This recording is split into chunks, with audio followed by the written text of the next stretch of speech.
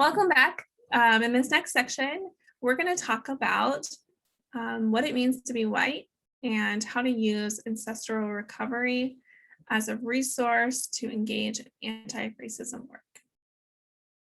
That's right. Okay, that's white. So as we talk about this, we really want to bring our attention to what this idea of resourcing really means. So when we talk about resourcing, this is a skill in somatics where we bring our attention to things in life that bring us a sense of joy, gratitude, ritual, community, belonging, practice. And so when we talk about ancestral recovery or ancestral resourcing, what we're talking about is like really using where we come from, who we were before we were white, as a means to recover under pressure. Many of us, if we look at Janet Helm's racial identity development model, we see that a lot of white folks, progressive, nice white folks, get stuck in the stage of development that is characterized by shame and guilt. And unless we move from that shame and guilt, we're not really doing anything. You know, it can be performative change. We might feel stuck, and that might waver our commitments. That might jeopardize our integrity and our consistency and reliability for social change.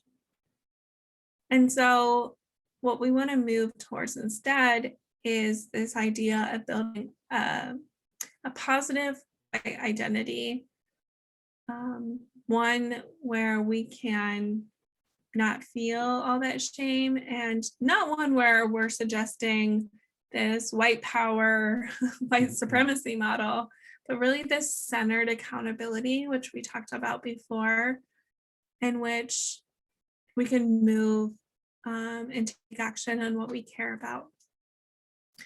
Chris, would you like to share, we're using the term white a lot, but that term is relatively new. Can you share some of that history with us? I will try my best. I am learning so much right now, but I have been influenced, we've been influenced by Peggy Ayers and kind of the ancient spirit rising, reconnecting with the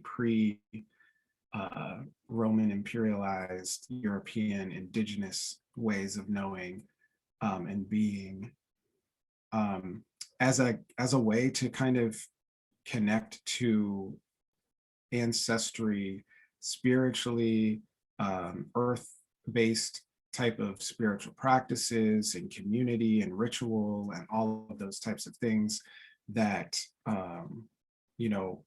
whiteness and white supremacy is vehemently against. And as we know, white supremacy values individualism, it values power and a separation between whiteness and the other, whether that be other human beings or nature itself. And so coming to a place of finding a way to not appropriate, not steal from other indigenous cultures or other parts of the world, which is also, kind of where we're left with this like kind of white supremacist and amnesia, where we don't know where we came from. We don't know our connection to the earth, to all beings. And so, it's kind of finding that time and place without doing like historical reenactment, not like that, but finding that time and place and inspiration and intuition,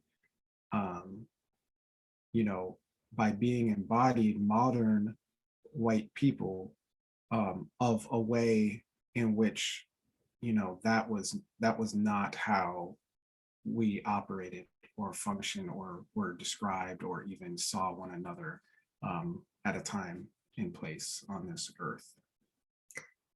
So this seems like a really big task, because not only do I have to like abandon this old racist identity, but I also have to take on this new one where I might not have first even seen myself as white. That might have been really invisible to me. I didn't realize the effects of me being white. But now, like we're suggesting, you're saying that we need to discover who we really are, that really returning back to we belong to a people and to a place and discovering that sense. Is there anything else you would add? Yeah, I mean that's kind of the gist of it. I think another great um, book resource in all of this is called The History of White People by Nell Irving Painter. And that also kind of details the early early and European indigenous peoples of the European continent prior to, empire being the driving force, which then eventually led to, the monolithic idea of whiteness and otherness. But yeah, I mean, I think it's just kind of we don't. There's a lot we don't know. There's a lot that we have to learn. There's a lot that is being continually discovered through different sciences and anthropology, and so it's kind of nice to be able to dive into that. Yeah. Yeah, and I'll push back because I know others will push back on this idea of discovery. And really, it's instinctual, right? Like Mm. we haven't needed science to validate it or not. We all have mind, body, dignity, and connection and intuitive knowledge. Even just going outdoors, when we, bring our attention to ideas around planetary health, and when we think about trauma, one of the ways that we can heal and recover is by being connected to nature. And so, some of the examples that I think Chris will share with you, some of these rituals, and most of them, they involve nature. So can you share a little bit? Maybe we'll share about our own ancestry to inform like why we're practicing what we are, um, and and then we can share the things that we've done together. Yeah, that sounds good. And I do want to second that part about, needing scientific affirmation or academic affirmation. Yeah, I mean, a lot, it is intuitive. I mean, you are your ancestors in that sense. And so that ancient wisdom is here.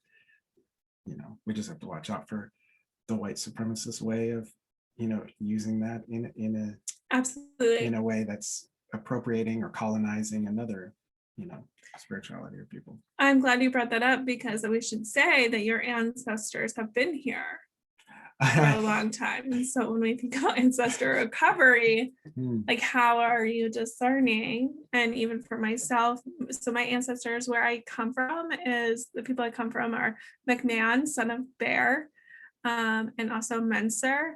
And I tend to draw more towards the feminine side of McMahon. But also the other family name is Shores. And my first name is Whitney. And so like there's this like strong relationship between like Whitney meaning white island and whiteness feeling like an island, feeling isolated. The antidote to that is this belonging piece, this connection to land and lineage. But then also when I look to my family in North Carolina, we've been here, we've been able to trace it back to the early 1800s. I'm really unfamiliar with our roles in history in relationship to like civil rights and to racial justice. From the people that have been living, I've been able to interview them a little bit about their perspectives. Um, but I'm very aware that when I'm bringing my ancestors in, there is a process of discernment that is needed because we've not just inherited, the good, but maybe also those colonial characteristics of domination and oppression.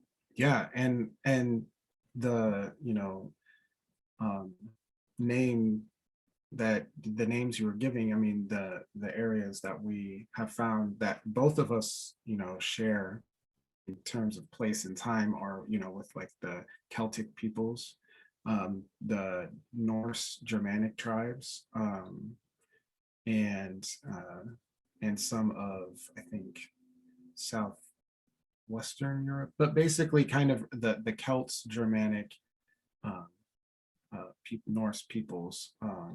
And so a lot of same on my side, a lot of my ancestry comes from, Germany. I mean, our last name is German. And it's that was the one that I knew the most about, through word of mouth growing up, about, ancestors, my great grandfather coming over, to the United States, in the late 1800s. And so we've been finding out more about, where in Germany they were from. Also finding out more about, there is the English, United Kingdom area, um, on my mother's side, that, and Irish. But also finding out that it may be that some of my ancestors, one line came over with the Puritans, in the 1600s, and were living in the first settlements in, Virginia. And I'm still trying to verify these things, but regardless, it's kind of like finding where these peoples came from, the and tracing it back to, okay, so that is something that is kind of a starting point. There are the people there are the, you know complex, seemingly problematic aspects of a lot of the colonizing ways of ancestry. There's also the lineage of, guide and support, and Mhm. providing you life, and being here, and some ways of that. So it is like kind of the whole human story, the whole story of the planet, really, in a way, that we use as a jumping off point to look further back into, okay, now we know some of where we came from, and what was that like before they were them, you know Yeah, so in part one of this workshop, we kind of talked about in our mind folks that we talked about, the front of our body being the place of future and possibility and everything that's ahead. But then we also turned our attention to what's behind us. And really sensed into like the back of our head and whether or not we could feel the space behind our back, and really just sensing all the support on our backside. And we can think of that as also the folks that have gone before us. I want to read this line from a book that says, "You who have walked this land before us, you who have walked this path before us, you whose bodies, minds, and spirits gave form to our bodies, minds, and spirits, all of you whose lives we made possible." So we just want to, even before we start sharing our practices, just to acknowledge those lives that have gone before us, that have gotten us to the place we are today, and to those that we are not related, but the land that we inhabit on, the teachings that have come to us from various cultures and practices, and being in communities with others. We honor those present day people that are still living, and those that have gone before us and since passed and transformed. So thank you. So what are the practices? Like, what are the things that when we like, it feels odd to talk about Indigenous European knowledge or tradition? What does that look like? Can you give us just some examples of what you've learned about? yeah, I can give very limited knowledge of, kind of things I've discovered or we've been intuitively kind of guided to. But one of those things is ancestry, and feeling like there needs to be a place of remembrance and honoring and gratitude, like an altar or a hearth, in Celtic tradition, that can place images or things of ancestors that you feel you want to honor and provide your gratitude to. So, we have like, this is a work in progress. We have, my grandma and grandpa, Riley, and we've also included pictures of, Whitney when she's a child, and same for me. That will need to be added. I'll have to find that old picture. But and just kind of setting that as a place to give kind of offerings that show our gratitude, show our remembrance, and show our connection, and also kind of invoke the essence of those people as kind of guides in our life. Right, remembering, like, pushing against those narratives that we're individual, or that's an individual success or self-made, by having the images and the pictures kind of remind us like what formed us, what shaped us. I know you're going to talk more about, like, we're talking about spirit now, but I know you're going to bring in elements of land. Mhm. The one thing I just want to add here too is, just like in somatics, when I was sharing before, we track our body from the bottom of the feet and the ground to the tops of our heads and front and behind us. We can use these same elements to track, like when we're going back to find our ancestors, that's a part of tracking. That's part of our embodiment in the same way that we track our body's sensations. Yeah, definitely. And now, kind of, yeah, bringing in the land piece. There's, in those early, European indigenous ways, earth-based, communities, religious perspectives on life. And so another big part is actually just getting out into nature, and seeing that, in almost like an animist perspective, that all things contain spirit, contain essence, contain that driving life force, whatever you want to call it.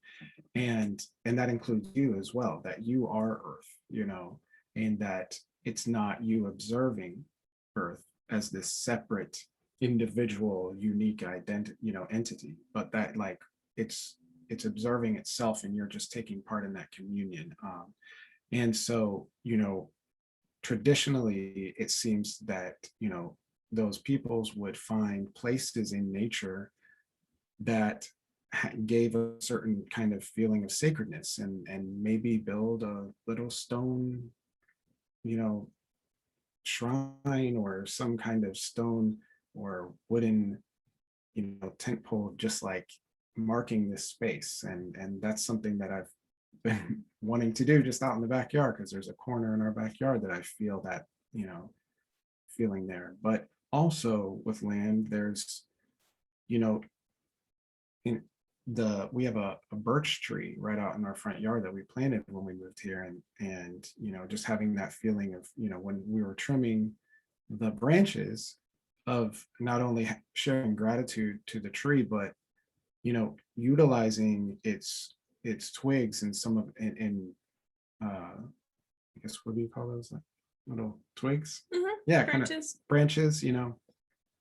I felt like, I should bring them in, set them up on our little altar or hearth space, and um, light them as like kind of our own incense. And then come to find out that, the Celtic um, tree calendar, they had, and again, I'm learning so much, but it's called Owen, I think. And um, there were like these 13 trees that were part of their lunar calendar. And the first one on there is the birch tree, and the birch tree represents renewal and rebirth, and marking the end of summer, the beginning of new year. And so, lighting that as incense, and kind of, and driving out the old, bringing in the new, welcoming your body here. Um, Yeah, I think I'm just gonna slow down what you're saying, mhm, because the themes that I notice are global and local. That, mhm, when you're talking about ancestral recovery, you are talking about globally, like Germany and France and the places that our families lived, but we're also connecting more locally to the environment around us. knowing the names of the rivers nearby, the sounds of the birds, the names of the animals that like live in your community, in your space, and really becoming more connected and intentional with those places and Yeah, objects. definitely. And I think, the other half to that would be that would have to come with that is, who was here before us, Hmm. and what did they call those rivers and those places and things, and that's all part of it too. I mean, that has to be, I feel like, um, and that's why, saying learning is just something not to be guilt driven, not to be shame driven, but to just be curious and like in your body here in this place where you find yourself on this planet at this time, and acknowledging the history of the land and the peoples before, and also your own sense of being, and where your body comes from, and how that relates to now. I think that's a really nice place to close. And as you mentioned, the season's changing, and on Sunday we'll have a full moon, and it just really allows this like universal perspective that we're on motion. There's always change and new seasons and new beginnings and endings. I know this year has been really hard with the pandemic, not feeling like there's much change or start and stop. And so just looking to the natural world for that rhythm. And as you said, just finding our place in that rhythm. There's no judgment or shame. Um, it's finding that flow that feels right, feels intentional, and using the mistakes that we make as discernment. Um, we're in this together. We're rooting for you and are here as resources through our Cypress and Oak website, and also just personal contact to reach out to us on social media or email cypressandoaksthematics@gmail.com. Great. It was great being here. Thank you.